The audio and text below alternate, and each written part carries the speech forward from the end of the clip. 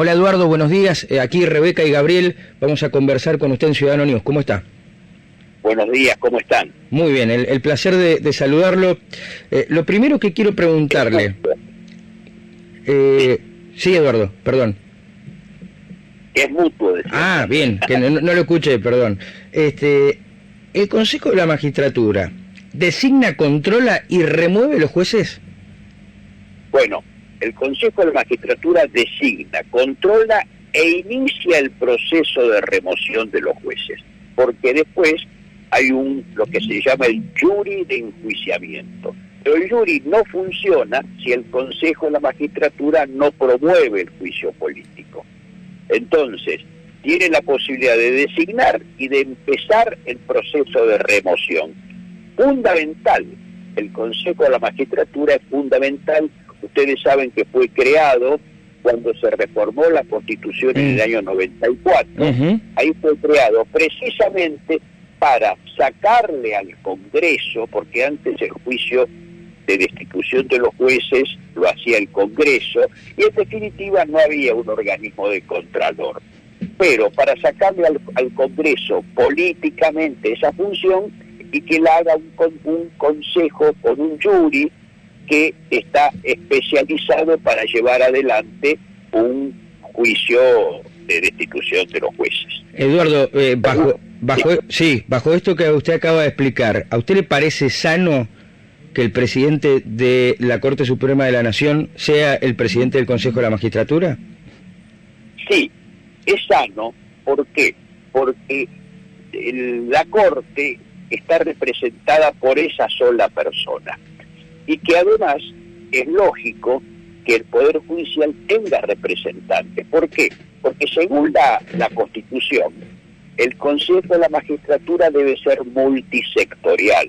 O sea, no debe ser un órgano político de los políticos solamente, sino que debe estar constituido por diversos representantes del quehacer jurídico, como por ejemplo son los colegios de abogados, son los jueces, son los académicos, las facultades de derecho de todo el país, y también es los diputados y senadores. Quiere decir que todo eso conformaba, como así fue creado, un consejo, y lo único que le restaba a la Corte era presidirlo, solamente, ¿no?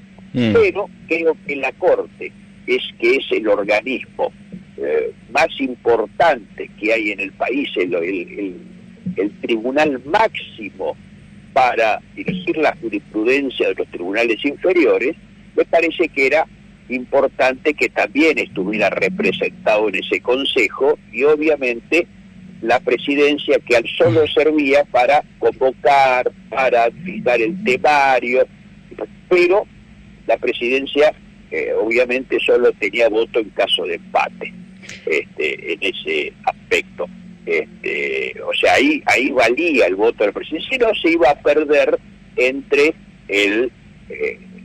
los votos de todos los integrantes del Consejo. Así que yo no veía que hubiera un problema en que la Corte también estuviera entre sus integrantes. Bueno, ¿qué pasó? Pasó que años después, durante el gobierno kirchnerista, se modificó. ¿Por qué? Porque se consideraba que era demasiado independiente de esa forma el Consejo y no se lo podía dominar. Entonces se modificó su integración y se puso mayoría de los políticos. ¿Por qué? Porque allí era donde el kirchnerismo tenía mayorías en las cámaras, ¿no? Ahora, quiere decir que... Sí. Perdón. Dígame. No, continúe, así terminamos de comprender en qué, justamente, cómo viene la historia de esto, para poder entender también en qué consiste esta reforma que ya ha obtenido esta media sanción. Perfecto. Entonces, se había reformado dándole primacía a la parte política con exclusión de las otras partes que tenían que tener una representación adecuada. Con el tiempo, esta reforma se la denunció por inconstitucional. Se interpuso una acción que duró años. La verdad es que la Corte tardó años en pronunciarse. Tendría que haberlo hecho mucho antes, pero bueno, los tiempos de la justicia sabemos cómo son. Lo cierto es que un buen día hace poco tiempo, la Corte dijo, sí señores, esta ley que hace una nueva integración del Consejo de la Magistratura es inconstitucional. ¿Por qué? Porque no respeta que estén todos equidistantemente representados. Le puedo hacer un corte ahí. Estamos charlando con Eduardo Jerome, abogado constitucionalista y ex juez, sobre la media sanción que tuvo el proyecto presentado por el oficialismo por el Consejo de la Magistratura. Usted acaba de decir algo clave, donde yo quiero preguntarle. A ver, esta de declarar inconstitucional lo que se estableció en el 2006, vino batallándose en tribunales 10 años. Después lo tuvo otros 6 años la Corte ahí en stand-by, y finalmente viene con el fallo de inconstitucional. Y esto es algo curioso que lo marcó la senadora por Mendoza ayer, Anabel Fernández Agasti, y me llamó la atención. El mismo día, casualidad o no, que el Congreso dejaba sin presupuesto al gobierno nacional. E intima, digamos, plancha durante 6 años este fallo, la misma Corte, y después intima a que las dos cámaras lo traten antes del 15 de abril. Después hay una demora de los dos cuerpos, por supuesto principalmente de senadores en el tratamiento de la misma, porque ya simplemente Juntos por el Cambio, si no da quórum la semana que viene en la sesión, y esto me podrá ayudar usted, Eduardo, corríjame si yo estoy diciendo algo incorrecto, no tenga el menor plurito en hacerlo, simplemente Juntos por el Cambio no dando quórum, se retrotraerá a 2006, hasta antes de 2006. O sea, con el presidente de la Corte presidiendo el Consejo de la Magistratura y como estaba integrado ese cuerpo antes de que Cristina Fernández de Kirchner tuviese intervención. ¿Esto es así? Efectivamente. ¿Por qué? Porque al declararse inconstitucional esta ley, obviamente, si la ley es inconstitucional no tiene valor. Por ende, lo que recobra valor es la ley anterior que fue derogada por esta, que es inconstitucional. Pero por el momento, mientras no se constituya de la otra forma, porque también tenemos que recordar que recién ahora se estuvieron haciendo las votaciones para representantes de los abogados, ayer fue para representantes de los jueces, el martes fue para representantes de los abogados, etcétera. Mientras tanto, el Consejo, a partir del 15 de abril, deja de funcionar. Es nulo todo lo que hiciere con esta composición. Ese es el mandato de la Corte. El 15 de abril, el Consejo, hasta que no esté funcionando de una forma correcta, que puede ser con la vieja ley o que puede ser con una nueva, siempre y cuando esta nueva ley responda a esa equidistancia, a ese equilibrio de representación. Porque si no, va a volver a ser inconstitucional también. O sea que al 15 de abril nosotros ya tenemos que tener una respuesta definitiva de lo que diputados decida para saber cómo se va a continuar. Tiene que sesionar cuanto antes para poder tener una respuesta a eso. Exactamente, pero también si se pretende hacer un consejo también amañado de otra manera, etcétera, para actuar con broncas, con actitudes, porque como la Corte no me falló a favor en tales cosas, etcétera, entonces yo la quiero excluir o lo que sea, siempre va a estar de alguna manera mezclado con política. Y aquí lo que habría que hacer es realmente hacer una integración democrática del Consejo, democrática. Esto es lo que no estamos viendo que está sucediendo, porque se está haciendo en base a especulaciones políticas, donde el senador de Río Negro, Peretelnik, cambia el voto porque le dan una posibilidad, entonces logra que se vote a favor. O sea, siempre estamos en algo que no tiene consenso. Y estas cosas se tienen que hacer por consenso, chicos. Si esto se hace sin consenso, vamos a estar de vuelta en lo de siempre. que conforma solo a un aspecto de la comunidad, pero no a toda.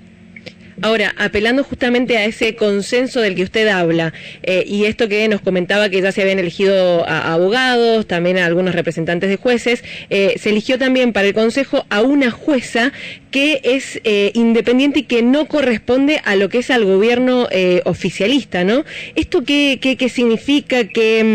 ¿Cómo influye en este Consejo de la Magistratura? Bueno, el Consejo no debe ser un órgano del gobierno para ser obediente a sus dicterios, a sus opiniones o a lo que quiera, sino que debe ser absolutamente autónomo en sus decisiones. No tiene que responder a destituir a un juez si ese juez está fallando en contra del gobierno, como muchas veces hemos visto que se ha intentado hacer. Simplemente que tiene que tener la independencia para actuar, y eso es lo que queremos, eso es lo que todo el quehacer jurídico quiere, que los jueces no estén dependiendo de que si están algo que lo está controlando, que sea favorable al gobierno, me va a impedir que me enjuicien y entonces hago lo que quiero, o viceversa. Esto es lo que hay que lograr. Mientras tanto, no quiere decir que si la ley no sale antes del 15 de abril no puede haber una ley. Sí, puede haber una ley posterior. Lo que pasa es que en el 15 de abril recobra fuerza el viejo Consejo. Eduardo, no lo mueve más.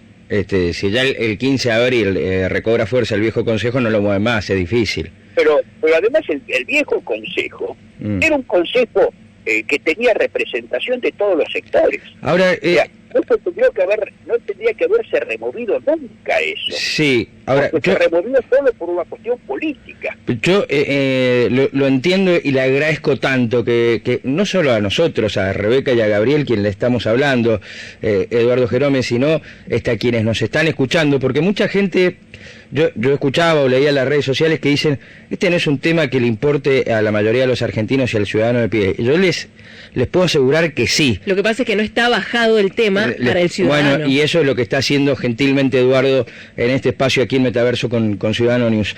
Es fundamental, Gabriel, es fundamental para la gente común, porque, por ejemplo, vamos a poner un ejemplo que le atañe a la gente común, que es la seguridad, o la inseguridad, para ser más claro. Donde vemos que los jueces liberan en forma indiscriminada al delincuente, muchas veces ponen preso al que se defiende, o sea, en fallos que son absolutamente contrarios a lo que quiere la sociedad, a lo que necesita la sociedad, a lo que necesita la gente. Entonces, si esos jueces no pueden ser de alguna manera controlados o removidos por un tribunal que realmente esté viendo que están fallando en contra de la ley, porque liberar a los delincuentes en forma automática no es, la ley no dice eso, no sé, ninguna ley podría decir eso, esa es la adaptación que hacen los jueces de la letra de la ley. Entonces, díganme si nos importa o no a los ciudadanos de a pie, al hombre común, al hombre de la calle, que los jueces estén controlados. Claro que sí, que le importa, pero hay que decirlo. Usted decía recién que siempre el poder político se ha metido con lo que es el poder judicial. De hecho, creo que el poder judicial y sobre todo los tribunales orales y federales de Comodoro Pi han jugado bastante según los vientos de la política. Y yo le pregunto si en la forma en que interviene la Corte Suprema de Justicia no está de alguna manera interviniendo sobre la autonomía del poder legislativo. Bueno, la función de la Corte es declarar, cuando es el caso, la inconstitucionalidad de las leyes. Habla del control de constitucionalidad, que es el único poder que lo tiene. ¿Cuál es la actuación de la justicia respecto de los otros poderes? Ver si lo que hacen está de acuerdo a la Constitución o no, aunque sea el poder legislativo. Cuando consideran, pero esto pasa en los Estados Unidos también, esto pasa en el mundo, cuando se ve que lo que están decidiendo interfiere con la disposición, sea porque vulnera la libertad de prensa, la libertad de prensa, la libertad de expresión, sea porque vulnera alguna de las libertades o alguno de los derechos consagrados en la Constitución, entonces la Corte, la Justicia, debe declararlo inconstitucional para que eso no se siga aplicando. Bien. En cuanto a lo que ustedes decían de los jueces que responden al poder político, fíjense quién acaba de ser nombrado hace pocos días. En la Cámara Federal se designó al doctor Roberto Boico, ex abogado de Cristina, como juez para integrar. Lo primero que hizo el otro día en un meeting fue decir que Cristina era víctima del lawfare. Ese juez que acaba de ser designado dijo que Cristina era víctima del lawfare. Exactamente, en una conversación doctrinaria, en una charla que dio, etcétera. Con lo cual, por un lado, se expone a ser apartado porque los jueces no pueden anticipar opiniones, pero fíjense lo que se logra. Se logra nombrar un hombre que es del extremo cristinismo en una Cámara Federal. ¿Cuál es el objetivo de eso? El objetivo de eso es exclusivamente tratar de beneficiar a quien, a los corruptos. Y eso es lo que no debería suceder. Bien. Eduardo, ha sido una clase magistral. Le agradecemos esto. Demasiado lo que merezco, pero de todas maneras ha sido una charla coloquial que les agradezco y les mando un abrazo muy grande a ustedes y a la audiencia. Nosotros también a usted, y lo que sí le anticipamos es que es la primera de varias veces que lo vamos a molestar seguramente. Cuando quieran, a disposición. Un abrazo muy grande.